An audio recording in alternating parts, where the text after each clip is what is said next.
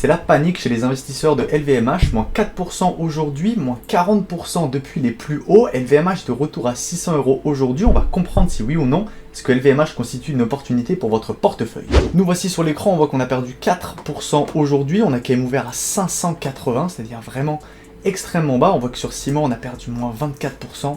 On voit ici qu'on était quand même à plus de 800 € et qu'on est descendu à 600 aujourd'hui. Donc c'est une entreprise qu'on a déjà eu à voir sur la chaîne. Voilà, donc on a déjà fait plus de 3 vidéos sur LVMH. On sait que ce qui pêchait, c'était la consommation en Chine. Et depuis le rapport d'investissement de plus de 150 milliards, donc le plan de relance chinois par le gouvernement, on sait qu'il y avait eu un petit rebond. On avait pris plus 15% à peu près sur LVMH, pareil sur Kering. Et aujourd'hui, on a perdu tous les bénéfices qu'on a accumulés. Alors, qu'est-ce qui s'est passé?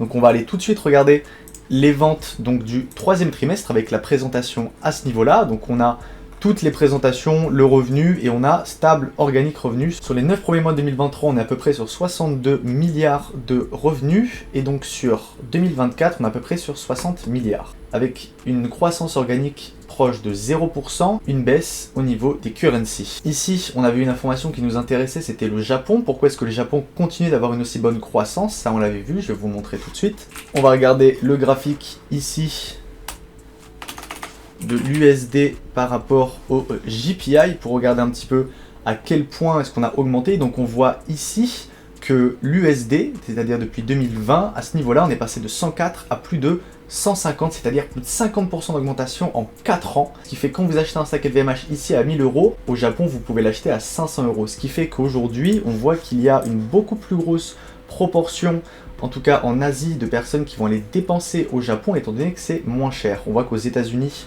on est à peu près sur du flat. En Europe, on arrive à avoir un tout petit peu de croissance, et donc on voit que sur le groupe, par rapport donc, au tout début, on est à plus 0 sur le trimestre.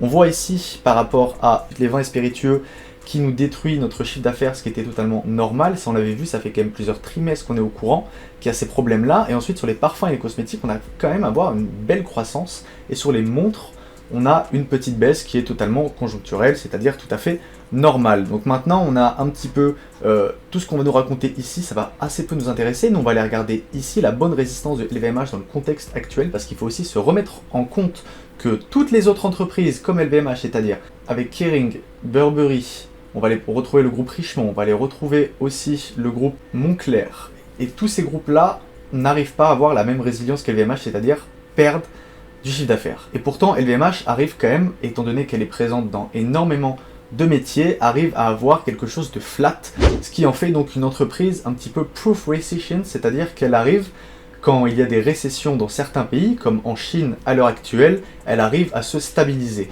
Même s'il n'y a pas de récession en Europe ni aux États-Unis, on a une croissance qui est assez flat, comparée à tous les autres comme Gucci, Yves Saint Laurent, Balenciaga, toutes les marques de Kering qui sont en perte de vitesse. Chez LVMH, on arrive quand même à avoir un minimum de croissance, donc on le voit ici, par rapport à l'organique, on voit qu'on a eu quand même pas mal d'impact au niveau des currencies. On le voit à tous les niveaux, en publié, on perd beaucoup plus et on gagne beaucoup moins. On a un effet currency qui est énorme, sûrement rajouté par rapport au Japon. On le voit ici, au troisième trimestre, la légère décroissance des ventes est liée pour l'essentiel à une croissance moindre observée au Japon, essentiellement à cause de la hausse du yen, comme je vous l'ai montré juste en bas. Donc là ensuite on nous explique aussi que sur les 9 premiers mois des ventes, donc on a 60 milliards, stable à devises et périmètres comparables, malgré le contexte actuel et une baisse de comparaison élevée après les années de croissance exceptionnelle post-Covid. Donc on arrive sur une normalisation. Donc c'est tout à fait normal qu'aujourd'hui LVMH se stabilise et arrive à peu près à, on l'avait vu, LVMH on est à peu près sur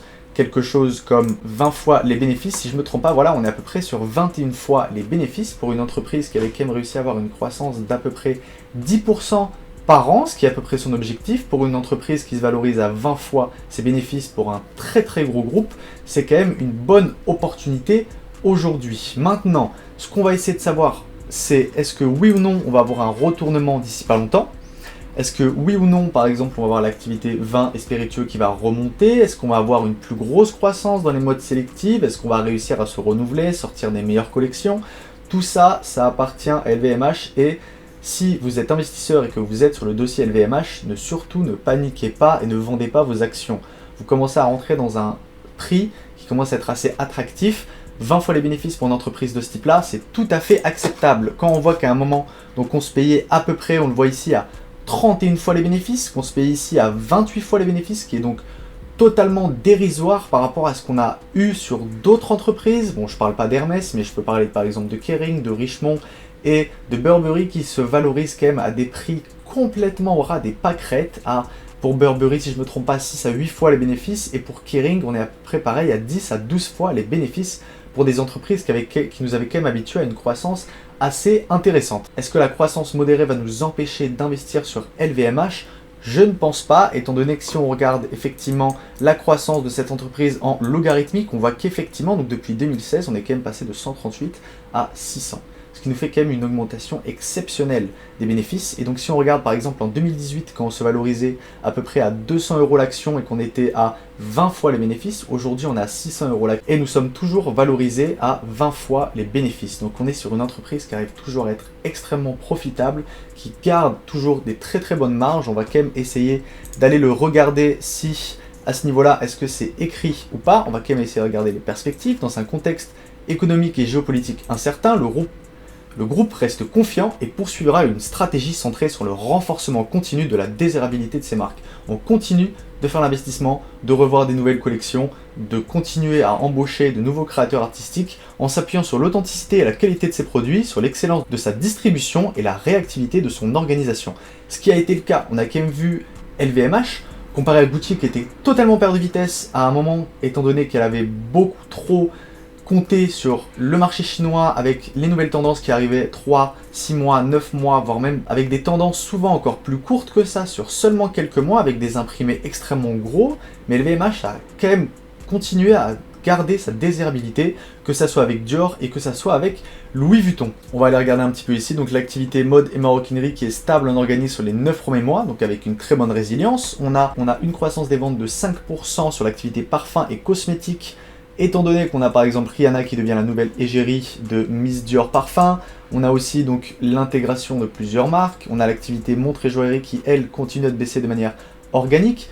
Même si on a acquis Tiffany & Co il n'y a pas si longtemps, on continue d'avoir une baisse organique. Maintenant, on n'a pas le détail du breakdown par toutes les catégories, par toutes les marques, ce qui est assez dommage comparé à Kering qui, eux, le proposent dans leurs résultats annuels. Aujourd'hui, on ne le voit pas. La distribution sélective ici avec Sephora qui continue une performance remarquable, ce qui est quand même assez dommage étant donné que la distribution sélective, c'est quand même là où on a le moins de marge. Donc si on continue quand même d'avoir un petit peu de croissance, c'est pas forcément extrêmement bon pour nous. Maintenant, le marché l'a puni. Pourquoi ? Parce qu'on s'attendait à une plus grosse croissance de la part d'LVMH, ce qui n'est pas du tout étonnant, étant donné qu'on arrive à 25 fois les bénéfices, forcément qu'on s'attend à une certaine croissance. On a des analystes qui l'avaient tiré quand même vers le haut, avec des surpondérations à plus de 800 €, ce qui n'a du coup pas été le cas, en tout cas en fin d'année 2024. Donc on va regarder ici sur la fashion et la bonne résilience. On voit qu'ici on a quand même continué d'embaucher des nouveaux directeurs artistiques. On continue d'aller strong désirabilité de Jonathan Anderson Collection avec la Casa Lowe's Store qui a ouvert à Séoul. On a par exemple Fendi avec un nouveau sac. On a l'Europiana, ce qui est quand même une très très belle maison. Il faut se rendre compte que l'Europiana, donc elle a quand même plus de 100 ans d'existence et c'est les plus beaux tissus du monde. Vous demandez à n'importe quel tailleur français, que ce soit Francesco Malto, que ce soit les plus grands tailleurs comme Chiffonelli, toutes ces personnes-là vous diront que l'Europiana est un des meilleurs tisseurs en France et en Italie. J'ai moi-même un costume qui vient de chez l'Europiana avec une très très belle laine entoilée. Maintenant qu'on a compris tout ça, la stratégie d'LVMH, quelle est-elle ? Est-ce que son but est-elle de continuer à faire de la croissance ? Est-ce que son but est plutôt d'avoir une certaine résilience ? Comment compte-t-elle augmenter encore plus la désirabilité de certaines marques ? Est-ce que le luxe est parti sur une bonne 1 an, 2 ans, peut-être 3 ans de stagnation ou de baisse de chiffre d'affaires ? C'est quand même assez dur de le dire aujourd'hui, étant donné que tout le luxe est en baisse constante. On a quand même des très gros volumes, on peut le voir ici sur LVMH. C'est-à-dire qu'il n'y a pas si longtemps, vous le voyez ici, on est sur des très grosses bougies avec des augmentations ici à plus 17%, plus 18%, moins 8, moins 9. Donc on a quand même des très gros volumes sur LVMH. Idem pour Kering, idem sur Burberry. Et pourtant, LVMH reste Le premier, avec Hermès, a gardé une résilience tandis que tous les autres sont en train de plonger. On peut donc en conclure que LVMH reste une opportunité d'investissement à ce prix-là, peut-être essayer de l'attendre un petit peu plus bas étant donné qu'on va peut-être continuer d'avoir une certaine stagnation et donc une entreprise à 20 fois les bénéfices, même si elle est qualitative au possible, pourra potentiellement avoir un D-rating pendant un certain moment étant donné qu'on n'a pas de croissance, c'est-à-dire une entreprise qui pourrait se situer entre 15 à 20 fois les bénéfices pendant une période de 2 à 3 ans étant donné qu'on n'a pas de retour de croissance fiable. Si vous appréciez ce genre de vidéo, n'hésitez pas à me le faire savoir en commentaire. Si vous voulez que j'analyse une autre entreprise, n'hésitez pas à me le faire savoir aussi. Et moi je vous dis à bientôt.